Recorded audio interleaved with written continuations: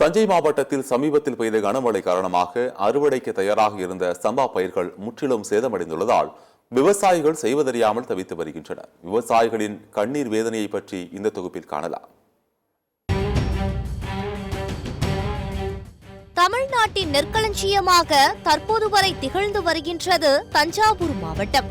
காவிரி ஆற்றின் டெல்டா பகுதியில் அமைந்துள்ள இந்த தஞ்சாவூர் மாவட்டம் தென்னிந்தியாவின் மிகப்பெரிய நெல் சாகுபடி பகுதிகளில் ஒன்றாகும். இங்கு சாகுபடி செய்யப்படும் நெற்பயிருக்கு காவிரி ஆறு முக்கிய நீர் ஆதாரமாக உள்ளது.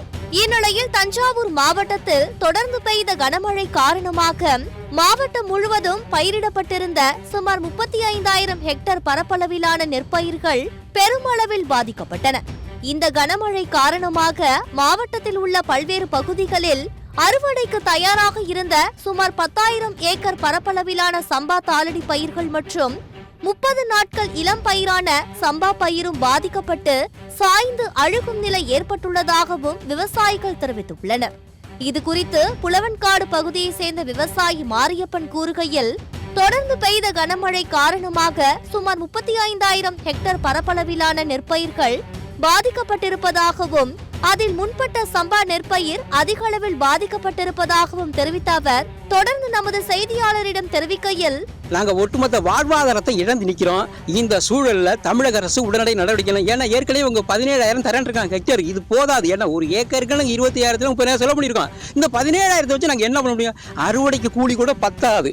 எனவே எங்களுக்கு ஒரு ஏக்கருக்கு குறைந்தபட்சம் நீங்க 20,000 கொடுத்தாலும் மட்டும்தான் இதை அறுத்து எடுத்து இந்த நெல்லை போட முடியுமான்னு சந்தேகமா இருக்கு. என்ன டிபிசி எடுப்பாங்களான்னு சந்தேகமா இருக்கு. எனவே நாங்க கேட்கறதெல்லாம் 22% ஈரப்பதம் ஏற்கனவே கேட்டுட்டு இருக்கோம். அதுக்கான முடிவு வரல. எனவே உடனடி நடவடிக்கை எடுத்து எங்களுக்கு உரிய நிவாரணத்தை கொடுக்க அன்போடு தமிழக முதல்வர் கேட்டுக்கொள்கிறேன். இளம் தலைமுறை விவசாயி கண்ணதாசன் இந்த பாதிப்பு குறித்து கூறுகையில், கடந்த 4-5 மாதங்களாக கஷ்டப்பட்டு பாதுகாத்து வளர்த்த பயிர்கள் அனைத்தும் தொடர் மழை காரணமாக பயிர்கள் அனைத்தும் தண்ணீரில் மூழ்கி அழுகும் நிலை ஏற்பட்டுள்ளது.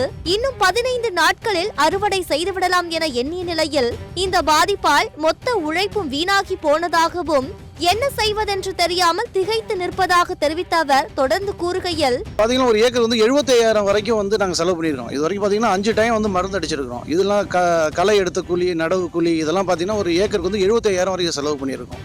ஆனால் அதுல எங்களுக்கு ஒரு ஏக்கருக்கு 20,000 ஓரளவு கிடைச்சாதான் ஓரளவு வச்சு நாங்கள் இந்த விஷயத்தை நாங்கள் சமாளிக்க முடியும்.